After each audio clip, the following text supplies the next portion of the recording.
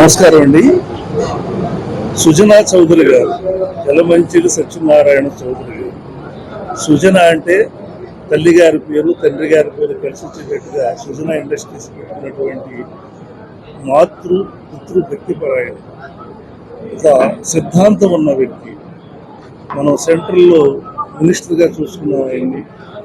అనేకమైన పదవులు సమర్థవంతంగా నిర్వహించి ఎటువంటి మరక అంటున్న వ్యక్తిగా మనం రాజకీయ నాయకుడిగా మనం ఆయన చూస్తా ఉన్నాం.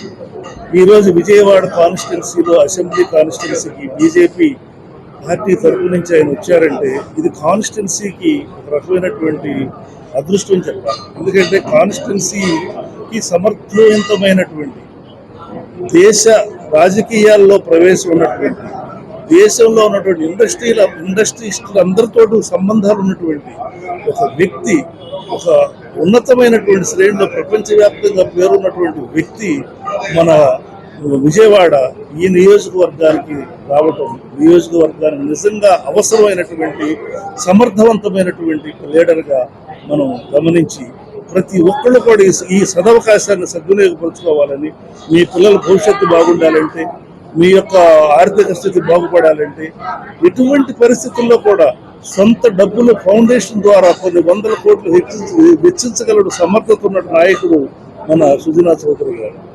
ఇటువంటి అవకాశాన్ని వదులుకోకుండా తప్పనిసరిగా మీరందరూ కూడా బీజేపీకి పైన మోడీ గారి ప్రభుత్వం కూటమి రాబోతోంది, ఇక్కడ కూటమి ప్రభుత్వం రాబోతోంది. కాబట్టి ఇటువంటి పరిస్థితుల్లో కూడా ఈ నియోజకవర్గం అభివృద్ధి చెందాలంటే, ఇండస్ట్రీస్ రావాలంటే, మన బిడ్డల భవిష్యత్తు బాగుండాలంటే కంపల్సరీగా మనందరి ఓటు కూడా పుష్పానికి, మన వైఎస్ చౌదరి గారికి, మన సుజనా చౌదరి గారికి వేసి గెలిపించమని కళాకారులమే కాకుండా సామాన్య ప్రజలందరికీ కూడా విన్నవించుకుంటున్నాను. నమస్కారం. మీ గుమ్మడి గోపాలకృష్ణ. మరొక్కసారి చెప్తున్నాను, మనందరం శ్రేయస్సు కోసం మనకి సుజనా చౌదరి గారు బీజేపీ మోడీజీ గారిని గెలిపించాలంటే మనం కమలం గుర్తుకే ఓటేయాలి. గుర్తు పెట్టుకోండి, కమలం గుర్తుకే మనం ఓటేయాలి. అలాగే మన రాష్ట్రంలో మరి చంద్రబాబు నాయుడు గారి నాయకత్వం కావాలంటే కేసినేని చిన్ని గారు పార్లమెంట్ అభ్యర్థిగా మనం గెలిపించుకోవాలి.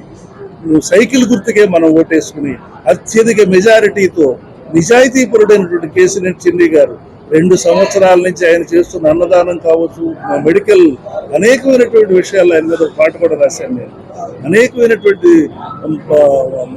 సామాజిక సేవా కార్యక్రమాలు ఆయన ప్రజల హృదయాల్లోకి దూసుకుని వెళ్ళిపోయినటువంటి కేసినేని చిన్ని గారిని కూడా గెలిపించాలని చెప్పేసి సవినయంగా మీ అందరికి కూడా మనవి చేస్తాను.